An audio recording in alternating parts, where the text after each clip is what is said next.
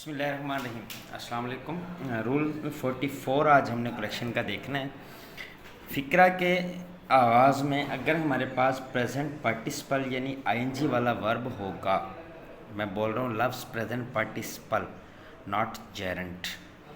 Present participle यानी ING वाला word होगा, देन जो सेंटेंस की नेक्स्ट क्लास है जो कि कॉमे के बाद होगी, वहाँ पर कोई ना कोई सब्जेक्ट प्रोनाउन देना लाजिम होगा। ये याद रखेंगे, कोई ना कोई सब्जेक्ट प्रोनाउन आप लाजमी लगाएंगे। जैसे कि यहाँ पर लिखा हुआ है opening the book the lesson was learned.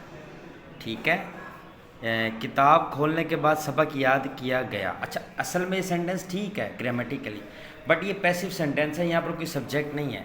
But correction में ये सेंटेंस क्या हो जाएगा गलत, आपको कोई ना कोई सब्जेक्ट देना पड़ेगा और सेंटेंस को एक्टिव बनाना पड़ेगा। यानी opening the book he learn the lesson, किताब खोलकर उसने सबक को क्या किया, याद किया। ठीक है, starting the walk wait was lost, walk शुरू करके वज़न को कम किया गया। वैसे ग्रामेटिकली ये सेंटेंस जो है वो यानी कॉमन ग्रामर में ये ठीक है, लेकिन करेक्शन में ये गलत होगा। आपको सब्जेक्ट लाजमी देना पड़ेगा। Starting the walk he lost his weight, उसने अपने वज़न को क्या किया, कम किया। तो ये सेंटेंस इस तरह से ठीक होगा। रूल 45 आज हमारे पास छोटे छोटे से रूल्स हैं, चंद मिनट्स की ये वीडियो होगी, ज़रा तवज्जो से आपने देखना है। मॉर्निंग का जो है वो टाइम हम कब से कब तक इस्तेमाल करते हैं, तो रात 12 बजे से लेकर अगले दिन दोपहर 12 बजे तक के जो 12 आवर्स होंगे, इनके लिए हम हमेशा मॉर्निंग का लफ्ज़ इस्तेमाल करेंगे। यानी कोई भी काम रात को 1 बजे हो या रात को 2 बजे हो या रात के 3 बजे हो, सुबह 7 बजे हो, 8 बजे हो, 9 बजे, 10 बजे, 11 बजे, इवन 12:50 तक हो, 12:50 तक के लिए कोई भी जो काम एक्टिविटी आप करेंगे रात 12 से, वो हमेशा मॉर्निंग में आएगी। इसकी जो है वो आप खुद से जो है वो एग्जांपल्स बनाएंगे। जबकि 12:55 से 11:55 से और 12:05 तक के जो ये 10 मिनट्स होंगे, इनके लिए हमेशा आप नून का वर्ड इस्तेमाल करेंगे।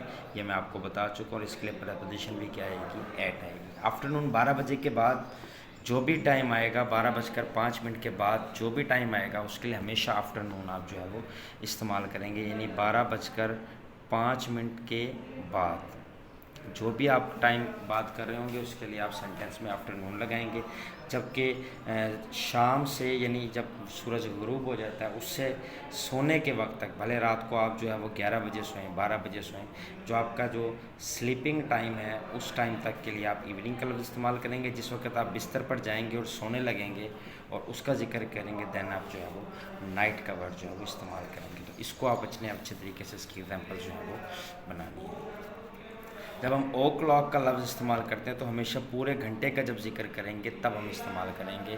अगर हम पौने घंटे, आधे घंटे, सवा घंटे या मिनट्स की बात करेंगे, क्वार्टर की बात करेंगे, देन हम ओ क्लॉक जो है वो नहीं लगाएंगे। यानी जब पूरे और यानी 1 से लेकर और जो है वो 12 बजे तक का आप अगर फॉर्मेट यूज़ कर रहे हैं, या 1 से लेकर आप जो है वो 24 बजे तक यानी 23 बजे तक का जो है वो फॉर्मेट यूज़ करें, देन तो आप इनमें से कोई कंप्लीट फिगर होगा 1 2 3 4 5 तक, देन तो आप ओ क्लॉक लगाएंगे। अदरवाइज़ जो है आप ओ क्लॉक का लफ्ज़ इस्तेमाल नहीं करेंगे। जैसे I met him at 7:30 o'clock, तो ये सेंटेंस क्या हो जाएगा, गलत होगा। I met him at 7:30 PM या AM, तो ये सेंटेंस ठीक होगा, क्योंकि यहाँ पर 7:30 है, पूरा आर मौजूद नहीं है, कंप्लीट नहीं है, बल्कि ये 7:30 की बात हो रही है। तो यहाँ पर ओ क्लॉक लगाएंगे तो ये क्या हो जाएगा, गलत हो जाएगा। आई मेट हिम 7 o'clock, ये सेंटेंस जो है वो ठीक होगा। The train will leave at 8:30 PM या AM, ये सेंटेंस क्या होगा, ठीक होगा। उसके बाद हम आ जाते हैं रूल नंबर 17 पर। हमारे पास एक वर्ड होता है older, oldest, Elder, eldest.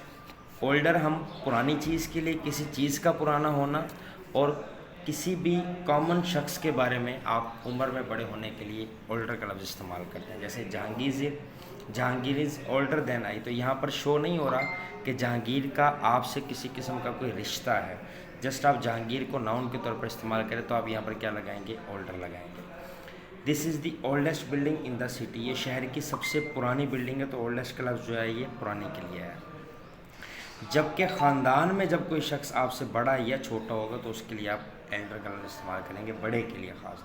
Alamgir is my elder brother, तो ये सेंटेंस ठीक होगा क्योंकि वो आपका भाई है, यानी आपके ख़ानदान का है और आपसे उम्र में क्या है, बड़ा, यानी ख़ानदान में उम्र में बड़े होने के लिए आप क्या लगाएंगे, एल्डर इस्तेमाल करेंगे। Shazia is the eldest daughter, Shazia उसकी सबसे बड़ी बेटी है, मीन उसकी बेटी है, तो ये जो है यानी इसकी बेटी है शाजिया, यानी यहाँ पर फैमिली कनेक्शन है जिसकी वजह से यहाँ पर क्या आएगा, एल्डेस्ट आएगा। इसी तरह जो हमारे पास लफ्ज़ लास्ट है, ये पिछले के लिए, आखिरी के लिए इस्तेमाल होता है, जबकि लेटेस्ट जो है ये ताज़ा तरीन मौजूदा सूरत हाल के लिए इस्तेमाल होता है। What is the last score of Pakistan, Pakistan ने गुज़िश्ता मैच में कितना स्कोर किया था, तो ये आखिरी जो बात हुई है उसके बारे में बात हो रही है। What is the latest score of Pakistan, एक मैच कंटिन्यू ऐसा चल रहा है, उसकी ताज़ा तरीन अपडेट के लिए हम क्या लगाएंगे जी, लेटेस्ट लगाएंगे। तो ये आपने इसकी एग्जांपल्स भी जो है वो काफ़ी सारी बना लेनी है। उसके बाद हमारे पास रूल 49 है कि जब कोई sentence when, because, if, as conditional sentences होते हैं से स्टार्ट होंगे, तो ऐसे फ़िक्रे में हमेशा दो क्लास होंगी डेफिनेटली। कंडीशनल सेंटेंस के अंदर दो सेंटेंसेस होते हैं, ये हम कर चुके हैं काफ़ी बार, मैं इस बारे में आपसे डिस्कस कर चुका हूँ। मैट्रिक में जो बच्चे मेरे पास पढ़ते रहे हैं उन्होंने भी किया है, फर्स्ट ईयर में भी हम इसको डिस्कस कर चुके हैं।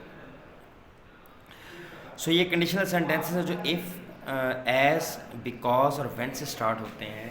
अगर ये कंजंक्शन स्टार्ट में होंगे देन सेंटेंस के दरमियान दोनों सेंटेंस को अलग करने के लिए हम कॉमे का इस्तेमाल करेंगे, किसी किस्म की कंजंक्शन नहीं लगाएंगे। जैसे कि यहाँ पर है when she comes then I will entertain her, तो देखें यहाँ पर जो है वो देन हमने एक कंजंक्शन लगा दिया, तो ये सेंटेंस क्या हो जाएगा, गलत हो जाएगा। When she comes I will entertain her, जब वो आएगी मैं उसको क्या करूँगा, उसको इंटरटेन करूँगा, तो ये सेंटेंस ठीक होगा। जैसे मैं sentence example, if he works hard he will win the race, जब यहाँ पर ही विल वर्क्स हार्ड आ जाएगा, if he works hard, if he works hard, if start में आ रहा है, वर्क्स हार्ड, हार्ड यहाँ पर सेंटेंस खत्म हो रहा है, कॉमा लगाएंगे, he will win the race, तो वो रेस जीत जाएगा।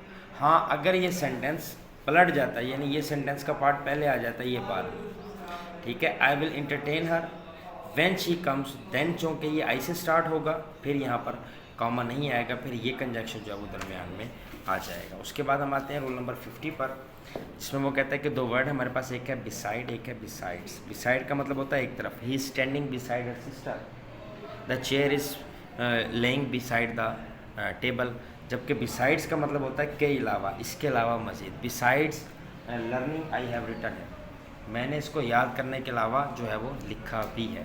तो स्टूडेंट्स ये हमने आज रूल्स किए हैं, इन रूल्स को आपने अच्छे तरीके से लिखना है। इनके एग्जांपल्स जो है वो 5-5 आपने, काफ़ी सारे मैंने आज नहीं दी, खुद आपने बनानी है।